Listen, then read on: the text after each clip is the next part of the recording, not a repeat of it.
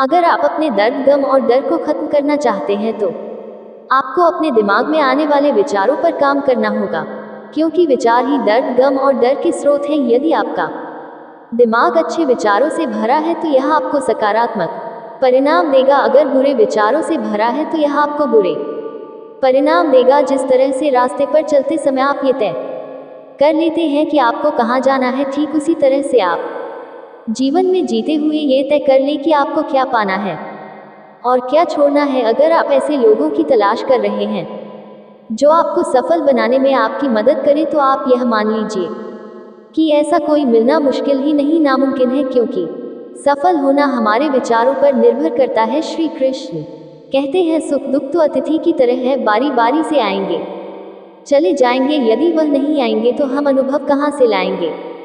खामोशी से भी कर्म होते मैंने देखा है, पेड़ों को छाव देते हुए। गुस्सा आए तो रुकना सीखो, गलती हो जाए तो झुकना सीखो। रिश्ते कभी अपने आप नहीं टूटते, अहंकार, अज्ञान और बुरा रवैया उन्हें तोड़ देते हैं। ज्ञान के बाद यदि अहंकार का जन्म होता है तो ज्ञान जहर है, किंतु ज्ञान के बाद यदि नम्रता का जन्म होता है तो वही ज्ञान अमृत है। मन की शांति से बढ़कर इस दुनिया में कोई और दौलत नहीं है। इंसान की पहचान करनी है तो सूरत से नहीं, चरित्र से कीजिए, क्योंकि सोना अक्सर लोहे की तिजोरी में ही रखा जाता है। इंसान कहता है, भगवान मेरी दुआ उसी वक्त क्यों नहीं सुनता। भगवान ने मुस्कुराकर कहा, मैं तेरे गुनाहों की सजा भी तो उसी वक्त नहीं देता। दुनिया की हर चीज ठोकर लगने से टूट जाती है, एक कामयाबी ही है जो ठोकर खाकर ही मिलती है। इंसान इस एक कारण से अकेला हो जाता है क्योंकि वह अपनों को छोड़ने की सलाह गैरों से लेता है। मेरे दोस्त मुझसे कहते हैं, तुम बहुत भोले हो इसलिए लोग तुम्हें लूट कर चले जाते हैं, लेकिन मैं उनसे हंसते हुए कहता हूँ, मुझे लूटने वाले के तो सिर्फ 2 हाथ हैं, लेकिन मुझे देने वाले के 1000 हाथ हैं। कुछ नहीं मिलता दुनिया में मेहनत के बगैर, मेरा अपना साया भी मुझे धूप में आने के बाद मिलता है। जिंदगी उन्हीं का इम्तिहान लेती है जो बहुत ज़्यादा काबिल और हुनरबाज होते हैं। इसलिए आपको जिंदगी में निराश होने के बजाय इसके साथ पूरे मन से खेलना चाहिए, तब तक जब तक आप विजेता ना बन जाएं। यदि आप समय की परवाह नहीं कर रहे हैं तो यह मान लीजिए कि एक वक्त ऐसा आएगा जब समय आपकी परवाह करना छोड़ देगा। इसलिए आप अपने समय की परवाह करें और इसके साथ आगे बढ़े। श्री कृष्ण कहते हैं कि अगर आपका सपना बड़ा होगा तो आपको हमेशा बड़ी तकलीफों का सामना कर पड़ेगा। इन तकलीफों का सामना करने के बाद जो जीत आपको मिलेगी वह भी बहुत बड़ी होगी। इसलिए आप धैर्य रखिए और अपने सपने को पूरा करने के लिए निरंतर आगे बढ़ते रहे। अगर आप सोचते हैं कि आपको सफलता आसानी से मिल जाएगी तो आप गलत हैं, क्योंकि सफलता स्मार्ट तरीके से की गई मेहनत और धैर्य रखने से मिलती है। अगर आप इन सब लिए तैयार हैं तो आप सफल होने के लिए भी तैयार हैं। यदि आप दिन रात सफल होने के लिए जूझ रहे हैं तो आपके रास्ते में आने वाली बड़ी से बड़ी समस्या आपको रोक नहीं पाएगी। अगर कोई आपको रोकेगा तो वह आप खुद होंगे, कोई और नहीं। कब तक आप बैठकर अपनी किस्मत को कोसते रहेंगे। कभी ना कभी आपको पूरे जोश के साथ उठना होगा, पूरी लगन और मेहनत के साथ काम करके अपनी किस्मत को बदल होगा। अगर आपका ध्यान आपके लक्ष्य पर नहीं है तो आप इस बात पर ध्यान दीजिए कि आपका ध्यान किस तरफ है। जिस तरह आपका पूरा ध्यान होगा वही आपके जीवन में घटित होगा और वही आप हासिल कर पाएंगे। जिंदगी की किताब में धैर्य का कवर होना जरूरी है, क्योंकि वही हर पन्ने को बांध कर रखता है। 2 लोगों से हमेशा होशियार रहो, एक जो तुम में वह कमी बताएं जो तुम्हारे अंदर नहीं, और दूसरे वह जो तुम में वह गुण बताते हैं जो तुम में नहीं है। अच्छी सूरत से ज़्यादा मायने अच्छा स्वभाव रखते हैं, क्योंकि सूरत उम्र के अनुसार बदल जाएगी, पर अच्छा स्वभाव आपका जिंदगी भर साथ देगा। बारिश में नहाना आसान तो है, लेकिन रोज नहाने के लिए हम बारिश के सहारे नहीं रह सकते। इस प्रकार भाग्य से कभी कभी चीजें आसानी से मिल जाती हैं, किंतु हम हमेशा भाग्य के भरोसे नहीं जी सकते। सच्चा और अच्छा दोस्त एक फूल की तरह होता है जिसे हम तोड़ भी नहीं सकते और छोड़ भी नहीं सकते। अगर तोड़ दिया तो मुरझा जाएगा और अगर छोड़ दिया तो कोई और ले जाएगा। दिल के सच्चे लोग भले ही जीवन में अकेले रह जाते हैं, लेकिन ऐसे लोगों का साथ भगवान जरूर देते हैं। श्री कृष्ण कहते हैं, गुरु और सड़क दोनों एक समान होते हैं। खुद वही रहते हैं और दूसरों को मन तक पहुंचा देते हैं। अपनों से बस उतना ही रूठ हो कि आपकी बात और सामने वाले की इज्जत बरकरार रहे। चेहरे की सुंदरता आंखों में उतरती है और स्वभाव की सुंदरता दिल में हम अच्छे थे, अच्छे हैं और अच्छे ही रहेंगे। फिर वह करें जो बोलते कुछ हैं, करते कुछ हैं, दिखते कुछ हैं और होते कुछ और है। अच्छा वक्त सिर्फ उसी का साथ देता है जो कभी किसी का बुरा नहीं सोचते। किसी को इतना भी हक मत दो कि वह फैसला करे कि कब हंसना आपको है और कब आपको रोना है। अपने वह नहीं होते जो तस्वीर में साथ खड़े होते हैं, अपने तो वह होते हैं जो तकलीफ में साथ खड़े होते हैं। श्री कृष्ण कहते हैं कि किसी काम को करने का मन आप में तभी आएगा जब वह काम करेंगे जिसे करने के लिए आपका दिल करे, जिसमें आपका मन लगे और जिसे करने से आपको सुकून मिले। अगर आप वह काम नहीं कर रहे जिसे करने के लिए आप इस धरती पर आए हैं, तो आप एक दिन निराश होकर अपने काम से हार मान लेंगे। इसलिए आप वह काम करिए जिसे करना आपके जीवन का लक्ष्य है और उसे बिना किए आपके जीवन का कोई अर्थ नहीं है। यदि आप में किसी को देखकर काम करने का जुनून आता है तो ये जुनून लंबे समय तक नहीं चलता है, क्योंकि अगर सामने वाला निराश हुआ तो समझो आप भी निराश होने से बच नहीं पाएंगे। इसलिए आप किसी और को देखकर नहीं बल्कि खुद को अंदर से समझकर आगे बढ़े। जीत आपको जरूर मिलेगी। अगर आप जीवन में बड़ी सफलता हासिल करना चाहते हैं तो आपको जीवन में उतार चढ़ाव से गुजरना ही होगा, क्योंकि बिना उतार चढ़ाव की सफलता की कोई परिभाषा नहीं है। यदि आप संयम रखोगे तो इससे मिलने वाला फल आपके जीवन में सुख, शांति और समृद्धि लेकर आएगा, क्योंकि आप जानते हैं संयम का फल मीठा होता है, पर इसे बढ़ने और पकने में एक लंबा समय लगता है। आपके चाहने से यह जल्दी तैयार नहीं होते।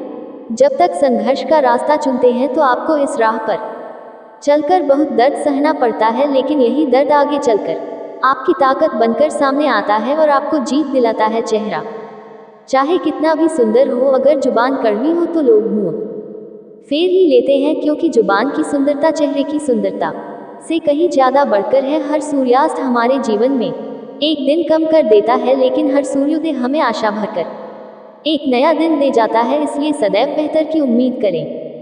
यदि कोई आपसे दूरी बनाना चाहता है तो ऐसा करने दीजिए, नहीं तो आप उससे जितना नजदीक होने की कोशिश करेंगे वह उतना ही दूर जाता जाएगा। माता पिता पर उतना ही विश्वास रखो जितनी दवाइयों पर रखते हो। थोड़े बेशक कड़वे हैं पर आपके फायदे के लिए हैं। आशा और विश्वास कभी गलत नहीं होते।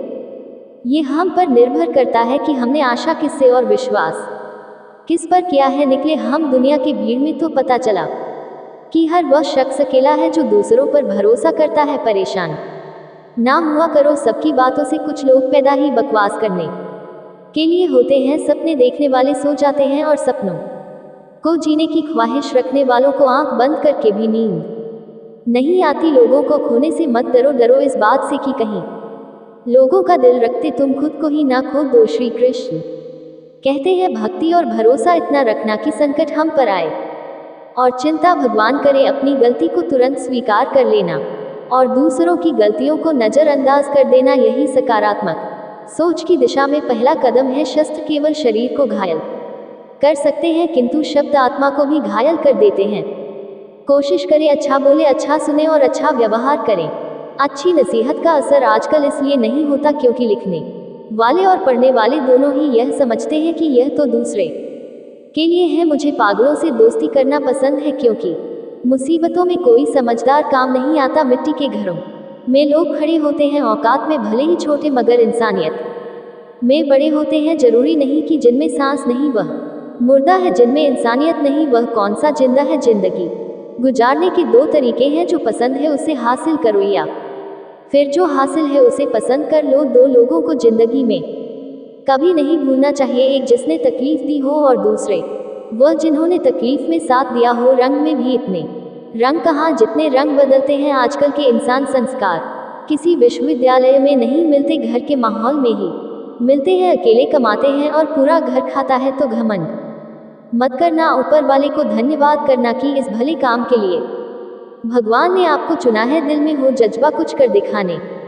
का तो जलते दिए को भी आंधियों का डर नहीं होता। जो दिखता नहीं है वह बुनियाद होती है, वह चाहे ईश्वर हो, संस्कार हो या विचार हो। कभी सोचा है पानी से जुदा होकर मछलियाँ क्यों मर जाती हैं? क्योंकि उन्हें नहीं मालूम था कि किसी की नज़दीकियाँ पहले आदत फिर ज़रूरत फिर जिंदगी बन जाती है। भाषाओं का अनुवाद हो सकता है, भावनाओं का नहीं। कभी कभी कदर और एहसास के लिए जरूरी है कि कुछ वक्त उससे दूर रहा जाए। याद रखना, अक्सर वही लोग हम पर उंगली उठाते हैं जिनको हमें छूने की औकात बात ना हो। आजकल दुनिया में इंसान की कीमत उसके चले जाने के बाद पता चलती है। जब कोई व्यक्ति अपनी समस्याओं को आपके सम्मुख रखता है तब वह आप पर ईश्वर के जैसा संपूर्ण विश्वास रखता है। किसी महान लक्ष्य को हासिल करने के लिए संघर्ष के रास्ते पर आपको अकेले ही चलना पड़ता है, और जब आप लक्ष्य हासिल कर लेते हैं तो लोग आपका अनुसरण करना शुरू कर देते हैं। लोग आपके पीछे चलना शुरू कर देते हैं। किस्मत का दूसरा नाम लगन है। अगर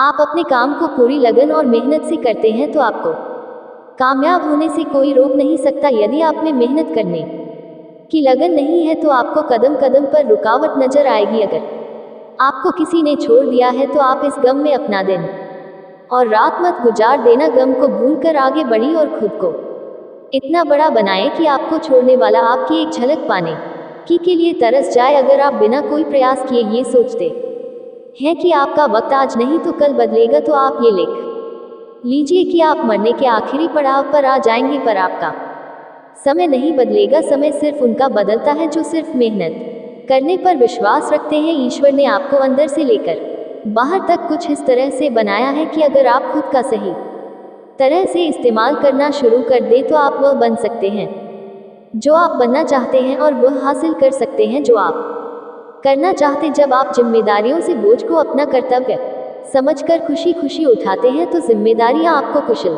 और ताकतवर बनाती हैं, और अगर इन्हें आप मजबूरी में नाखुश होकर उठाते हैं तो आप इन्हीं जिम्मेदारियों के बोझ में दबकर खत्म हो जाते हैं। श्री कृष्ण कहते हैं कि आपका मन जितना तेज दौड़ेगा आपके सफल होने की गति उतनी ही धीमी हो जाएगी। इसलिए आप मेरी मानिए, अपने मन को नियंत्रित करिए।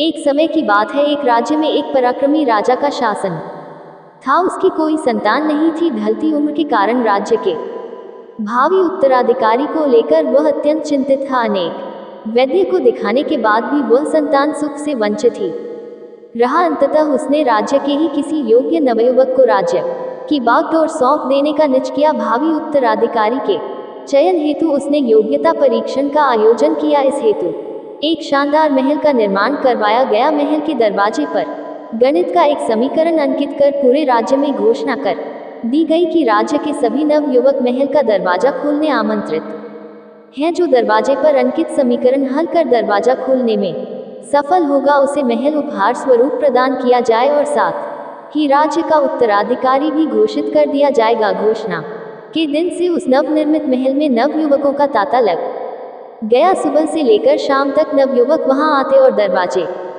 पर अंकित गणित के समीकरण को हल करने का प्रयास करते, किंतु आश्चर्य की बात यह थी कि कोई भी उसे हल नहीं कर पा रहा था। कोई उसे लिखकर याद करके जाते और घर पर उसका हल निकालने का हर संभव प्रयास करते, किंतु फिर भी असफल रहे थे। कई दिन बीत गए। राजा के बड़े से बड़े गणितज्ञ भी उस समीकरण का हल निकालने में असमर्थ रहे। राजा ने दूसरे राज्यों के गणितज्ञों को आमंत्रित किया। दूसरे राज्य के गणितज्ञ आए और गणित का वह समीकरण हल करने लगे। जैसे जैसे दिन ढलता गया एक एक करके गणितज्ञ वहां से जाते गए। अंत में मात्र 3 लोग शेष बचे। उनमें से 2 दूसरे राज्य के गणितज्ञ थे, किंतु तीसरा गांव का एक साधारण सा युवक था। महाराज, मैं तो बस यूं ही इन नामी गणितज्ञों को देखने आया हूँ।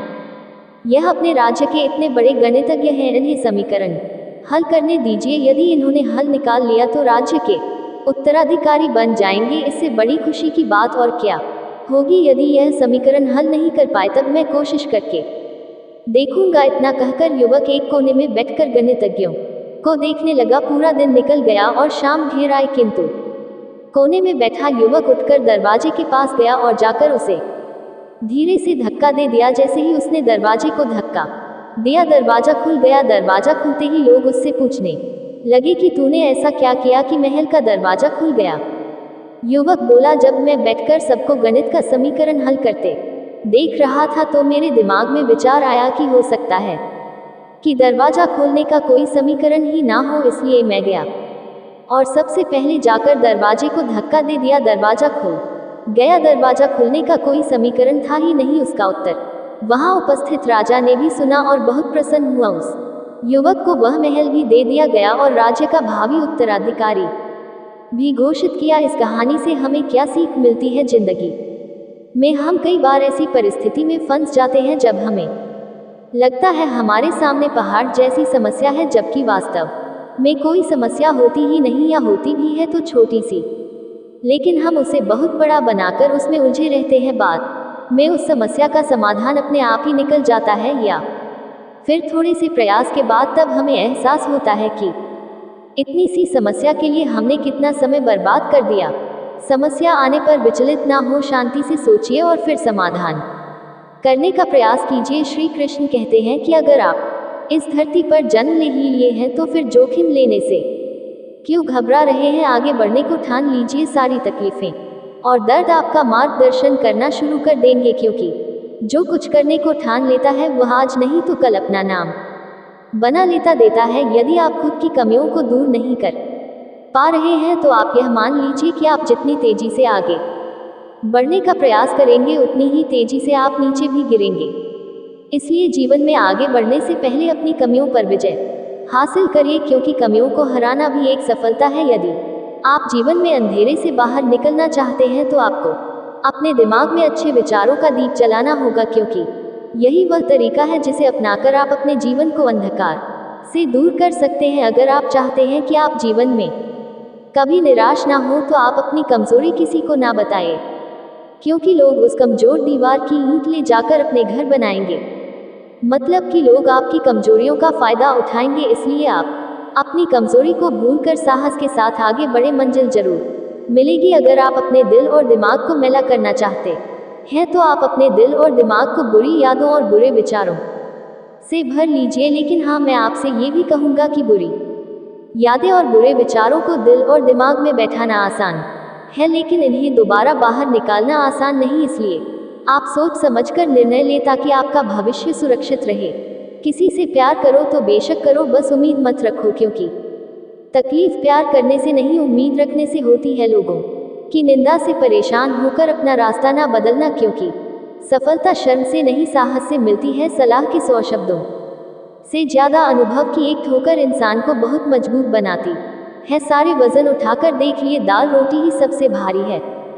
धैर्य रखिए, कभी कभी जीवन में कुछ अच्छा पाने के लिए सबसे बुरे दौर से गुजरना पड़ता। हर इंसान में कोई ना कोई प्रतिभा जरूर होती है, लेकिन लोग अक्सर इसे दूसरी जैसी बनने में नष्ट कर देते हैं। जो बुरा लगे उसे त्याग दो, फिर चाहे वह विचार हो, कर्म हो या मनुष्य। जिंदगी में हम कुछ नया इसलिए भी नहीं कर पाते क्योंकि हमें लगता है कि दूसरे नहीं कर पा रहे तो हम कैसे कर सकते हैं। जिंदगी में कैसा भी मोड़ आए, कभी हिम्मत मत हारना, क्योंकि तुम्हारी हिम्मत ही तुम्हें हर कठिनाई से बाहर निकालेगी। एक बात याद रखना, पूरी दुनिया जीत कर भी अगर अपने माँ बाप का दिल नहीं जीता तो वह हार के समान है। यदि आप सोचते हैं कि आप मेहनत बहुत करते हैं पर आप कहीं पहुंच नहीं पा रहे हैं तो आप सिर्फ एक गलती कर रहे हैं। आप मेहनत बहुत कर रहे हैं पर अपने मन में हार जाने का डर बैठा रखा है, और यह डर आपको जकड़ रखा है। मेरी मानिए, जो मेहनत आप कर रहे हैं उसे पूरी लगन और ईमानदारी से करते हुए अपने आप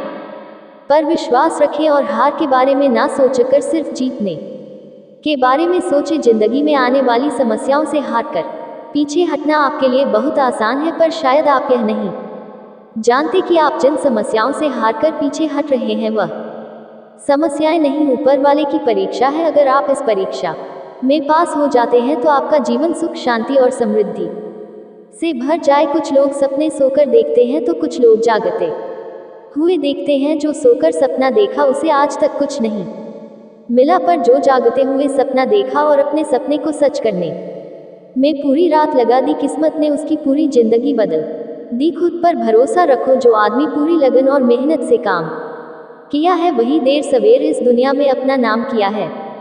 अगर आप भी नाम कमाना चाहते हैं तो आप भी से दौड़ लगाना शुरू कर दीजिए। मतलब खुद पर भरोसा रख के पूरी लगन और मेहनत के साथ अपने काम को अंजाम दीजिए। समय बताने वाले बहुत हैं पर समय पर काम आने वाले बहुत कम। अपनी किस्मत को दोष कभी मत देना, आप इंसान बनकर पैदा हुए हो, ये किस्मत नहीं तो और क्या है। काश लोग समझ जाएं कि रिश्ते एक दूसरे का ख्याल रखने के लिए बनाए जाते हैं, एक दूसरे का इस्तेमाल करने के लिए नहीं। जो कदर नहीं करते उनके लिए लोग रोते हैं, और जो हर किसी की कदर करते हैं उन्हें लोग अक्सर रुलाते हैं। ये दुनिया वाले भी अजीब है। दुनिया तो आपके राह में पत्थर फेंकेगी, लेकिन यह आपके ऊपर निर्भर करता है कि आप इस पत्थर को कैसे इस्तेमाल करते हो दूसरों पर।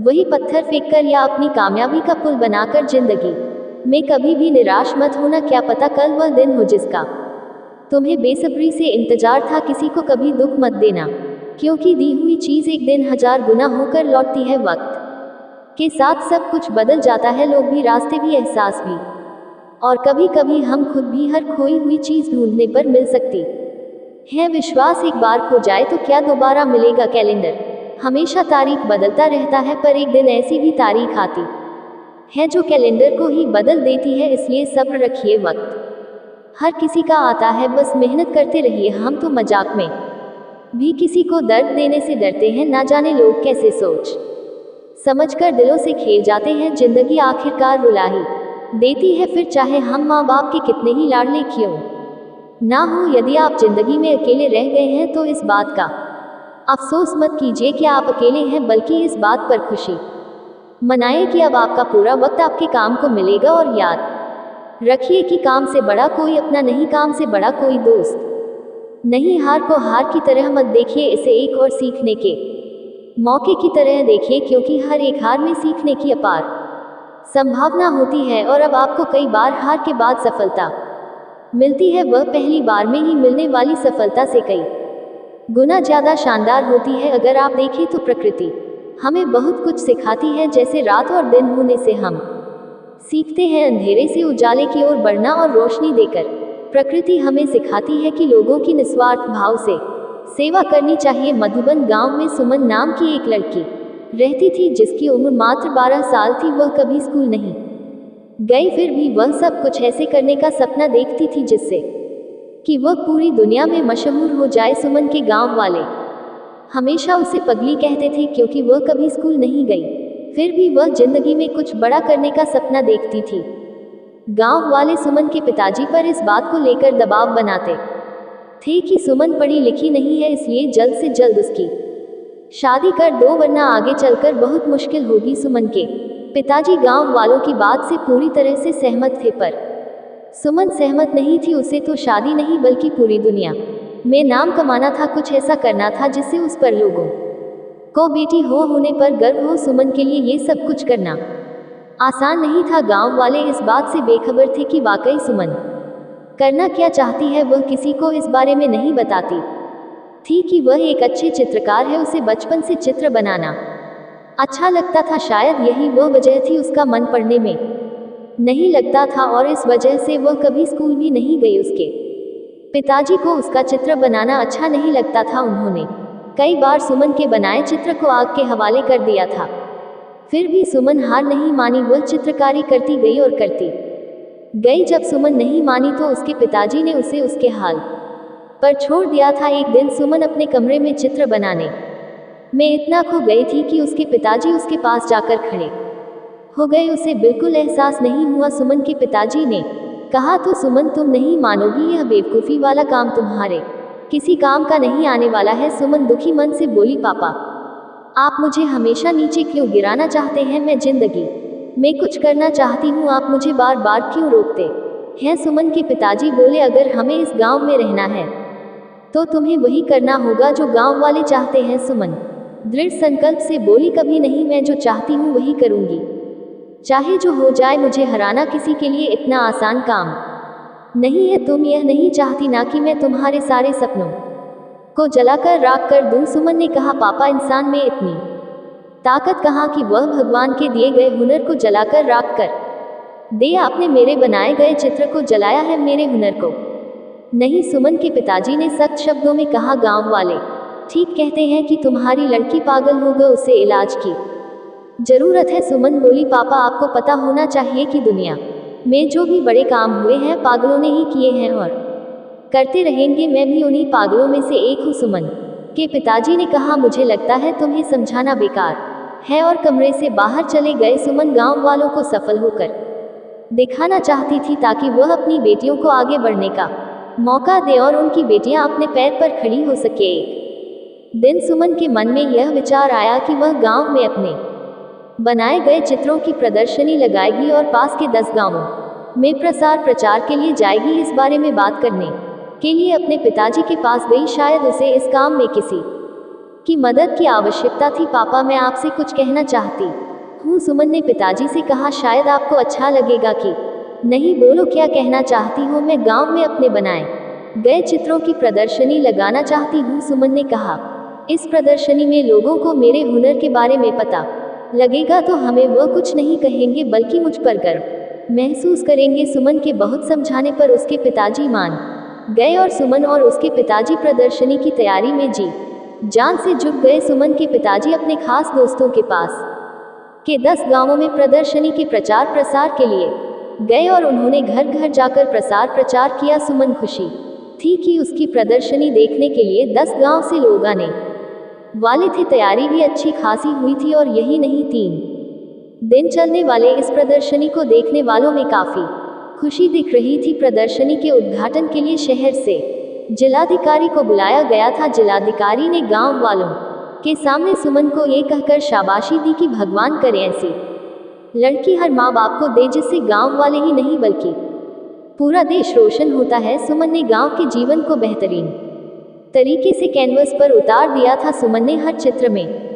पिता का दुलार और माँ का प्यार झलकता था जो सबको मंत्र मुग्ध कर लेती थी। पिता ने अपनी बेटी से कहा, बेटी मैं तुम्हारा दोषी हूँ। सुमन के पिताजी ने अपराध बोध की भावना से कहा, मैंने तुम्हें बहुत परेशान किया, मैंने तुम्हारे बनाए गए चित्रों को जलाया जो मुझे नहीं करना चाहिए था।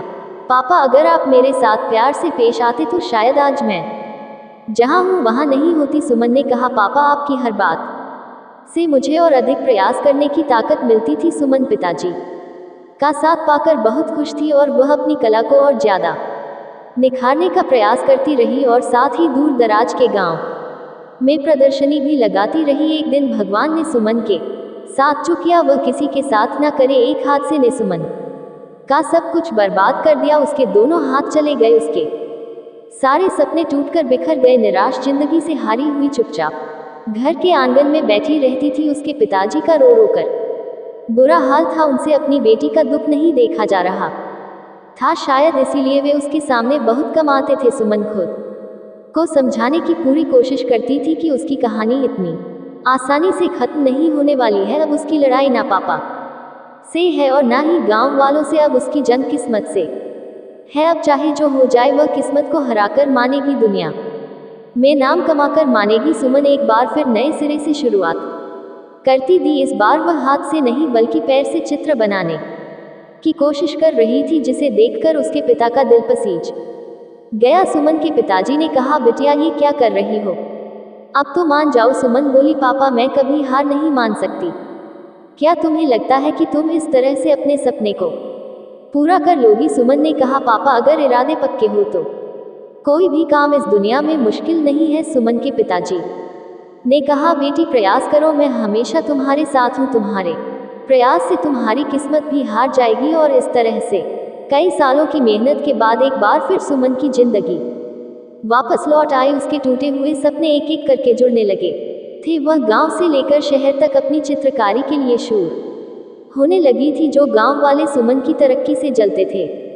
हादसे के बाद से उसके लिए दुआ करने लगे थे। भगवान भी उसके प्रयास के सामने हार गए। वह सुमन को वह देने के लिए मजबूर हो गए जिसकी वह हकदार थी। एक दिन सुमन ने खुद से कहा, लोग मेरे खिलाफ थे, यहाँ तक कि मेरे पिताजी भी नहीं चाहते थे कि मैं अपना नाम बनाऊं। मेरी पहली प्रदर्शनी ने मेरे पिताजी की आंखें खोल दी कि उनकी बिटिया भी कुछ कर सकती है। एक हादसे ने मेरा सब कुछ बर्बाद कर दिया। मेरे दोनों हाथ चले गए, मैं टूट चुकी थी। मुझे नहीं लगा था कि अब मैं कुछ कर पाऊंगी, पर मुझ में कहीं ना कहीं वह चिंगारी थी जो मुझे एक बार फिर आगे बढ़ने का मौका दिया। मैंने नए सिरे से प्रयास शुरू की और देखते देखते सब कुछ मेरे लिए एक बार फिर आसान हो गया और मैं पूरी दुनिया में नाम बनाने के लिए आगे बढ़ी। हादसों में आदमी मरता है पर उसके जज्बात जिंदा रहते हैं। एक प्रयास से सब कुछ बर्बाद होने से बच जाता है। आदमी तब तक खत्म नहीं होता जब तक उसके हौसलों में जान होती है। यही वह हौसले होते हैं। जिद्दी बनो तभी लक्ष्य प्राप्त होगा। सच बोलने से हमेशा दिल साफ रहता है, अच्छा करने से हमेशा मन साफ रहता है और मेहनत करने से हमेशा दिमाग साफ रहता है। जीवन एक प्रतिध्वनि है, यहाँ सब कुछ वापस लौटकर आ जाता है। जैसे अच्छा बुरा झूठ, सच और धोखा। अतः दुनिया को आप अच्छा दो, सबसे अच्छा आपके पास लौट कर आएगा। जब लोग किसी को पसंद करते हैं तो उसकी बुराइयां भूल जाते हैं, और जब किसी से नफरत करते हैं तो उसकी अच्छाइयां भूल जाते हैं। इंसान बहुत खुदगर्ज है, पसंद करे तो बुराई नहीं देखता, नफरत करे तो अच्छाई नहीं देखता। शुभ चिंतक सड़कों पर लगे सुंदर लैंप की तरह होते हैं। वे हमारी यात्रा की दूरी को तो कम नहीं कर सकते, लेकिन हमारे पथ को रोशन और यात्रा को आसान करते हैं। बहुत से लोग तभी तक अच्छे रहते हैं जब तक वे सोचते हैं कि दूसरे भी अच्छे हैं। अच्छे लोगों पर लोग उतनी ही जल्दी उंगली उठाते हैं जितनी जल्दी सफ़ेद वस्त्र पर दाग लग जाते हैं। कभी कभी बुरा वक्त आपको कुछ अच्छे लोगों से मिलवाने के लिए आता है। कभी कभी ज़रूरत से ज़्यादा अच्छा होना भी ज़रूरत से ज़्यादा अपमानित करवा देता है। कोई किसी के बारे में सच्चे मन से अच्छा सोच है तो उसका कभी भी बुरा नहीं हो सकता। इसलिए सदा अच्छा सोचो, अच्छा करो और अच्छे रहो। केवल पैसों से आदमी धनवान नहीं होता, असली धनवान वह है जिसके पास अच्छी सोच, अच्छे दोस्त और अच्छे विचार का योग है। जिंदगी में अच्छे लोगों की तलाश करते करते खुद भी और अच्छे बन जाओ, जिससे आपसे मिलकर शायद किसी की तलाश पूरी हो जाए। हम जब किसी का अच्छा कर रहे होते तब हमारे लिए भी कहीं कुछ अच्छा हो रहा होता है। कई बार इंसान बहुत मेहनत कर रहा होता है लेकिन उसे मंजिल नहीं मिल रही होती, और तब लगता है यार सब कुछ छोड़ दूं, कुछ नहीं हो सकता, मुझसे कुछ नहीं हो पाएगा। तब ये स्टोरी हमेशा याद रखना। पुराने समय में एक राजा युद्ध में हार गया था। उसके सभी सैनिक मारे जा चुके थे। राजा किसी तरह अपनी जान बचाकर जंगल में भाग गया। सैनिक उसका पीछा कर रहे थे। वह बचने के लिए एक गुफा में छिप गया। सैनिक राजा को जंगल में खोजते खोजते उस गुफा तक पहुंच गए। गुफा के अंदर राजा को ढूंढा, लेकिन सैनिक उसे ढूंढ नहीं सके। बाहर आकर सैनिकों ने बड़े बड़े पत्थरों से गुफा बंद कर दी। गुफा बहुत गहरी थी अंदर की, और राजा छिपा हुआ था। वह काफी थक चुका था, भूख प्यास की वजह से बेहाल हो रहा था। उसके शरीर में ताकत भी नहीं बची थी। शत्रु के सैनिक गुफा बंद करके वहां से चले गए, तो राजा अंदर बैठा बैठा सोच रहा था कि अब तो उसका जीवन खत्म हो गया, वह गुफा से कभी बाहर नहीं निकल पाएगा। राजा निराश हो चुका था। तभी उसे माँ की एक बात याद आई। उसकी माँ कहती थी कि कुछ तो कर, यूं ही मत मर। यह बात याद आते ही राजा में फिर से ऊर्जा आ गई। उसने सोचा कि कोशिश किए बिना हार नहीं मान चाहिए। राजा ने गुफा के द्वार से पत्थरों को हटाने का काम शुरू कर दिया। कड़ी मेहनत के बाद राजा ने बड़े बड़े पत्थर खिसका दिए। किसी तरह राजा ने बाहर निकलने की थोड़ी सी जगह बना ली थी। राजा गुफा से बाहर निकला और अपने मित्र राजा के पास पहुंच गया। मित्र राजाओं की मदद से उसने शत्रुओं को पराजित कर दिया और अपना राज्य वापस प्राप्त कर लिया। इस कहानी से हमें ये सीख मिलती है कि हमें सफलता मिलने तक हार नहीं मानना चाहिए। जिस पल हम हार मान लेते हैं उसी समय असफल हो जाते हैं। पुराने समय में दो संत एक साथ रहते थे। दोनों की भक्ति का तरीका अलग अलग था। एक संत दिन भर तपस्या और मंत्र जाप करते रहता था, जबकि दूसरा संत रोज सुबह शाम पहले भगवान को भोग लगाता और फिर खुद भोजन करता था। एक दिन दोनों के बीच झगड़ा होने लगा कि बड़ा संत कौन है। इस दौरान वहां नारद मुनि पहुंच गए। नारद ने दोनों संतों से पूछा कि किस बात के लिए लड़ाई कर रहे हैं। संतों ने बताया कि हम ये तय नहीं कर पा रहे हैं कि दोनों में बड़ा संत कौन है। नारद ने कहा कि यह तो छोटी सी बात है, इसका फैसला मैं कल कर दूंगा। अगले दिन नारद मुनि ने मंदिर में दोनों संतों की जगह के पास हीरे की एक एक अंगूठी रख दी। पहले तप करने वाला संत वहां पहुंचा। उसने एक अंगूठी देखी और चुपचाप उसे अपने आसन के नीचे छिपाकर मंत्र जाप करने लगा। कुछ देर में दूसरा संत भगवान को भोग लगाने पहुंचा। उसने भी हीरे अंगूठी देखी, लेकिन उसने अंगूठी की ओर ध्यान नहीं दिया। भगवान को भोग लगाया और खाना खाने लगा। उसने अंगूठी नहीं उठाई। उसके मन में लालच नहीं जागा, क्योंकि उसे भरोसा था कि भगवान रोज उसके लिए खाने की व्यवस्था जरूर करेंगे। कुछ देर बाद वहां नारद जी आ गए। दोनों संतों ने पूछा कि अब आप बताएं कि हम दोनों में बड़ा संत कौन है। नारद ने तपस्या करने वाले संत को खड़े होने के लिए कहा। जैसे ही वह संत खड़ा हुआ तो उसके आसन के नीचे छिपी हुई अंगूठी दिख गई। नारद मुनि ने उससे कहा कि तुम दोनों में भोग लगाकर खाना खाने वाला संत बड़ा है, तपस्या करने वाले संत में चोरी करने की बुरी आदत है। उसने भक्ति के समय में भी चोरी करने से संकोच नहीं किया, जबकि भोग लेने वाले संत ने अंगूठी की ओर ध्यान तक नहीं दिया इस कारण वही संत बड़ा है। इस कहानी से हमें ये सीख मिलती है कि भक्ति तभी सफल होती है जब भक्त के मन में बुरे विचार ना हो, भक्त बुरे काम ना करता हो। जिस भक्त के विचार पवित्र हैं और जो बुरे कामों से दूर रहता है, सिर्फ उसे ही भगवान की कृपा मिलती है। एक बहुत पुराना गांव था। उस गांव के लोग बहुत ही सीधे और सच्चे थे। उसी गांव में दो बहुत ही सच्चे दोस्त रहते थे। वह दोनों बचपन से ही साथ थे और पूरा गांव उनको जानता था। उनमें से एक का नाम था राम और दूसरे का नाम अमन था। राम थोड़ा दुबला पतला था और श्याम अच्छा हट्टा कट्टा था और दोनों में बहुत गहरी मित्रता थी। वैसे तो गांव बहुत अच्छा था, लेकिन उस गांव में पानी की बड़ी समस्या थी। वहां के लोग दूर पहाड़ी से पानी लेकर आते थे, तब जाकर गांव में पानी आता था। एक दिन यूं ही बातें करते करते राम और अमन दोनों गांव से बहुत दूर निकल आए। जब दोनों शाम को गांव वापस लौट रहे थे तो उन्होंने देखा कि कुछ औरतें आपस में झगड़ा कर रही हैं। तो दोनों उनके पास जाते हैं और पूछते हैं कि आप लोग लड़ क्यों रहे हो। तो एक औरत बोलती है कि मैं इतनी दूर से पानी भरकर ला रही थी और इसने मेरा पानी गिरा दिया। जैसे तैसे करके राम और अमन ने उस औरत को समझाकर लड़ाई को शांत करवा दिया। फिर औरतें अपने अपने रास्ते निकल गई। एक बार गांव के सभी लोगों ने सरपंच के सामने पानी की समस्या को लेकर बात की तो सरपंच ने एक तरीका निकाला। तरीका यह था कि जो भी पहाड़ी से पानी लाकर गांव के कुएं में डालेगा उसको एक बाल्टी के आरएस वन मिलेंगे। तो राम और श्याम दोनों ने सोचा कि अब हम कोई काम तो करते नहीं है, ये काम अच्छा है, हमारा काम भी हो जाएगा और हम पैसे भी कमा लेंगे। ये सोचकर राम और श्याम दोनों अगले दिन से काम पर लग जाते हैं। वह पहले कुछ दिन तो एक बाल्टी से पानी डालते हैं, फिर वह दोनों हाथ में बाल्टी लेकर पहाड़ी पर जाने लगे और पहाड़ी से पानी भरकर गांव के कुएं में पानी डालने लगे। राम की बात पर कोई भी ध्यान नहीं दे रहा था, पर राम को ये पता था कि अगर आज बाल्टी भरते रहे तो आने वाले समय में राम ज्यादा काम नहीं कर पाएगा और आगे जाकर जब उसकी तबीयत खराब हो जाएगी तो पैसा आना भी बंद हो जाएगा। राम ने ये ठान लिया कि कोई साथ दे या ना दे, लेकिन वह पाइपलाइन जरूर डालेगा। उसने दिमाग लगाया कि दिन दिन में वह बाल्टी से कुएं में पानी डालेगा और उससे जो पैसा आएगा उससे वह अपना खर्चा चलाएगा और साथ में पाइपलाइन भी डालेगा। फिर क्या होता है, राम अपने काम में लग जाता है। वह दिन में तो बाल से कुएं को भरता और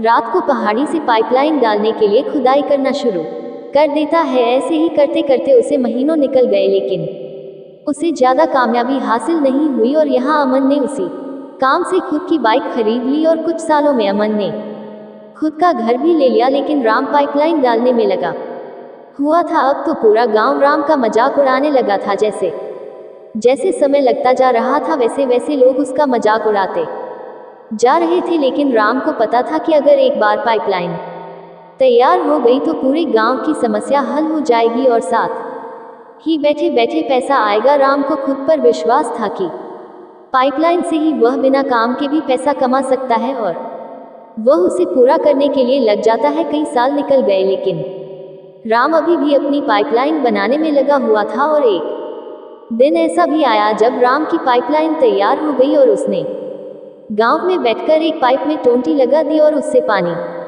आना शुरू हो गया। पूरा गांव इस चमत्कार को देखकर हैरान हो गया कि यह राम ने क्या कर दिया। इतनी दूर से यह पानी अपने आप कैसे आ रहा है। और फिर सरपंच ने उसका सम्मान किया। लेकिन धीरे धीरे श्याम की तबीयत खराब रहने लगी और उसने बिस्तर पकड़ लिया। लेकिन राम अपने घर से पाइपलाइन चालू करता और गांव वालों से पैसे लेता और घर पर आराम करता। इसीलिए कहा गया है, मजदूर बने रहने से अच्छा है कि अपनी पाइपलाइन बनाओ। आज अगर इस कहानी की बात करें तो ये सिर्फ एक कहानी नहीं है। जिंदगी में सफल व्यक्ति वही है जिसने अपनी पाइपलाइन बनाई है। पाइपलाइन का मतलब है कि काम ना करे तब भी पैसा आना चाहिए। दुनिया आपको गाली दे, परिवार वाले या रिश्तेदार एक कदम सफलता की ओर नीचा दिखाए तो भी अंधे बहरे गूंगे बनकर किसी को जवाब मत दो। सिर्फ ईमानदारी से अपने लक्ष्य की ओर बढ़ते रहो। जिंदगी में रातों की कमी नहीं है। जो एक कदम सफलता की ओर घर से निकल गया हो, भटकते भटकते ही सही, आज नहीं तो कल मंजिल तक पहुंच ही जाएगा। महान सफलता लंबा समय मांगती है। समय आने दो, हम भी बताएंगे कि हम क्या चीज़ है। यहाँ वह कोई किसी से प्यार नहीं करता। अपने सुख अपने स्वार्थ की जब तक पूर्ति होती है। तब तक लोग उसे प्यार कहते हैं जब जरूरत खत्म या मन कहीं और लगने लगता है तो लोग एक दूसरे की कद्र बंद कर देते हैं। प्रेम सिर्फ ईश्वर कर सकते हैं। धोखा बादाम की तरह है, जितना खाओगे उतनी अकल आती है। इंसान की जुबान उसकी अकल का पता बता देती है। इंसान आंखों से अंधा हो तो उसकी बाकी ज्ञानेंद्रियां ज्यादा काम करने लगती है, लेकिन अकल के अंधों की कोई भी ज्ञानेंद्र काम नहीं करती। कड़े से छाना हुआ पानी स्वास्थ्य को ठीक रखता है और विवेक से छानी हुई वाणी संबंध को ठीक रखती है। विवेक जीवन का नमक और कल्पना उसकी मिठास है। एक उसको सुरक्षित रखता है और दूसरा उसे मधुर बनाता है। विवेकशील व्यक्ति कीचड़ में पड़े रत्न को भी ग्रहण कर लेते हैं। विवेकशील इंसान वे नहीं जो बीते हुए कल की अपनी उपलब्धियों पर अभिमान करते हैं, अपितु वे हैं जो आने वाले कल की अपनी जिम्मेदारियों के प्रतिबद्ध है। गुणों के सहारे ही व्यक्ति सफल हो पाता है, मगर विनय और विवेक साथ हो तो शिखर छू जाता है। आंख के अंधे को दुनिया नहीं दिखती, काम के अंधे को विवेक नहीं दिखता, मत के अंधे को अपने से श्रेष्ठ नहीं दिखता और स्वार्थी को कहीं भी दोष नहीं दिखता। आत्मा के लिए विवेक उतना ही महत्वपूर्ण है जितना शरीर के लिए स्वास्थ्य। सराहना दिल से, हस्तक्षेप दिमाग से और समीक्षा विवेक से करने में ही समझदारी है, अन्यथा मौन ही उत्तम है। इस वक्त कोई नहीं जानता कि आप कौन हैं और यह अच्छी बात गुमनाम रहना सबसे बेहतरीन स्थिति में रहना है। इस बात पर खुश हो कि आप छाया में हैं। इस समय का इस्तेमाल गलतियां करने में करें जिनके बारे में पूरे संसार को पता नहीं चल पाएगा। सुधार करते रहे, काम करते रहे, नए विचारों का परीक्षण करते रहे, नई चीजें करते रहे। कोई आपको नहीं जानता, इसलिए अगर आप गड़बड़ कर देते हैं तो कोई बड़ी बात नहीं है। गुमनामी आपके अहंकार की रक्षा करती है और आपके आत्मविश्वास को सुरक्षित रखती है ताकि उन्हें सीधे सबसे कठोर आलोचकों का सामना न करना पड़े। क्या आप चाहेंगे कि जब आप कोई चीज पहली बार करें तो पूरा संसार आपको देखे? अगर आपने कभी भाषण नहीं दिया है तो आप क्या चाहेंगे? 10,000 लोगों के सामने अपना पहला भाषण देना या 10 लोगों के सामने भाषण देना? आप नहीं चाहते कि हर कोई आपको अपना व्यवसाय शुरू करता देखे। बिना किसी को बताए पैसे कमाओ, बिना किसी को बताए पार्टनर ढूंढो, बिना किसी को बताए खुश रहो, बिना किसी को बताए हमेशा सीखते रहो। रगड़ कर मेहनत करो, सक्सेस को इमेजिन करो, गलतियों से सीखो, ईमानदारी से काम करो, दूसरों की कॉपी ना करो। अपनी जिंदगी से अंधेरा मिटाना है तो कदम भी खुद के ही उठाने पड़ेंगे। अगर नाम खुद का बनाना है तो अंदाज भी सबसे अलग दिखाना पड़ेगा। कभी सोचने से नहीं मिल जाता कुछ भी, थोड़े से पंख तो अपने हौसले के भी खोलने पड़ेंगे। बिना मेहनत के कुछ नहीं मिलता यहाँ किसी को। थोड़ी हिम्मत, थोड़ी मेहनत तो खुद ही आजमानी पड़ेगी। दुनिया में ध्यान लगाना नहीं, ध्यान हटाने की कला का नाम अध्यात्म है। इंसान के मन की एक खास प्रवृत्ति है कि उसे जहाँ भी थोड़ा रस या आनंद मिलता है वही रम जाता है। वह चाहे स्त्री हो, चाहे पैसा हो, चाहे नशा हो या धर्म हो या समाज हो, वह उसी को पकड़कर बैठ जाता है और उसकी पकड़ जितनी मजबूत होती जाती है वह उतना ही उसमें उलझता जाता है और इसी उलझन को सुझाने का नाम है मौन। किसी ने संत से पूछा, आपने लक्ष्य कैसे हासिल किया? संत बोले, मैंने हर वह चीज कुर्बान की जो लक्ष्य के बीच रही थी। अपने शरीर तक को मैं नष्ट करने को तैयार हो गया था। बिना लक्ष्य की प्राप्ति किए मुझे अपना जीवन भी स्वीकार नहीं था। जिद्दी बनो तभी लक्ष्य प्राप्त होगा, जिससे सपनों को पहचान मिलती है। तो दोस्तों, यह वीडियो आपको बहुत अच्छी लगी होगी और आप लोगों ने इससे बहुत कुछ सीखा भी होगा। मिलते हैं आप लोगों से एक नए वीडियो के माध्यम से, तब तक के लिए आप सभी दर्शकों का बहुत बहुत धन्यवाद। जय श्री कृष्ण।